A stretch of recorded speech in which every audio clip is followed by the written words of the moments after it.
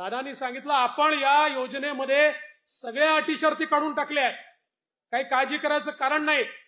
माध्यमांना देखील सांगू इच्छितो की आपणही लक्षात घ्या, कुठल्याही अटी शर्ती आता याच्यामध्ये नाहीत।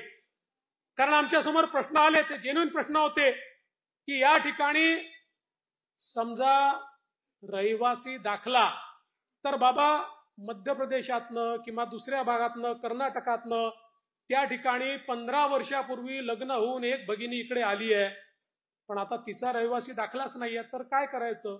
आम्ही सांगितलं हरकत नाही, नवऱ्याचा तर असेल, नवऱ्याचा दाखला, बरं तोही दाखला म्हणून कुठल्याही तहसीलदाराकडे जाण्याची आवश्यकता नाही।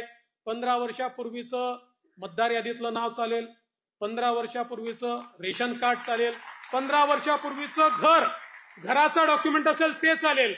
कुठलंही 15 वर्षापूर्वीचं डॉक्युमेंट असेल तर ते डॉक्युमेंट त्या ठिकाणी नवऱ्याच्या डॉक्युमेंटवर, पत्नीला किंवा वडिलांच्या डॉक्युमेंटवर मुलीला त्या ठिकाणी योजना मिळणार आहे। त्यानंतर उत्पन्नाच्या दाखल्याकरता कोणालाही रांग लावायची आवश्यकता नाही, कारण ज्यांच्याकडे पिवळे आणि केशरी रेशन कार्ड आहे अशा सगळ्यांना त्या ठिकाणी ही योजना लागू करण्यात आलेली आहे। त्यामुळे ते कार्डच त्यांचा उत्पन्नाचा दाखला समजला जाईल। मग कोणीतरी सांगितलं कुटुंबाची व्याख्या काय? रेशन कार्ड ही कुटुंबाची व्याख्या आहे।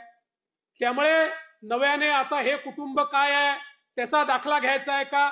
असा कुठलाही दाखला घेण्याची आवश्यकता नाहीये। आणि याच्या व्यतिरिक्त ज्यांच्याकडे रेशन कार्डही नाही आहे त्यांनी सेल्फ सर्टिफिकेशन करायचं आहे। स्वतः केवळ सेल्फ सर्टिफिकेशन केलं तरी देखील त्यांना ही योजना मिळणार आहे।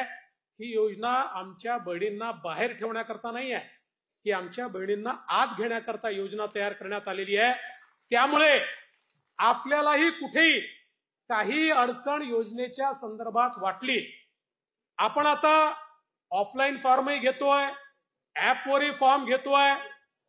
ऍपवरचे फॉर्म हे आपल्याला सोपे पडतात, ऑफलाईन जे येतात ते पुन्हा ऑनलाईन करावे लागतात, पण जी पद्धत असेल त्या पद्धतीने आपण घेतोय। एवढीच आपल्याला विनंती आहे की फॉर्म भरताना अकाउंट नंबर वगैरे जर नीट लिहिला नाही तर ते पैसे अकाउंटला जाऊ शकणार नाही। त्यामुळे आपणही थोडी मदत केली पाहिजे आणि अकाउंट नंबर वगैरे योग्य प्रकारे लिहिले गेले पाहिजे, त्यात कुठली चूक होऊ नये अशा प्रकारचा प्रयत्न हा निश्चितपणे या ठिकाणी आपण केला पाहिजे।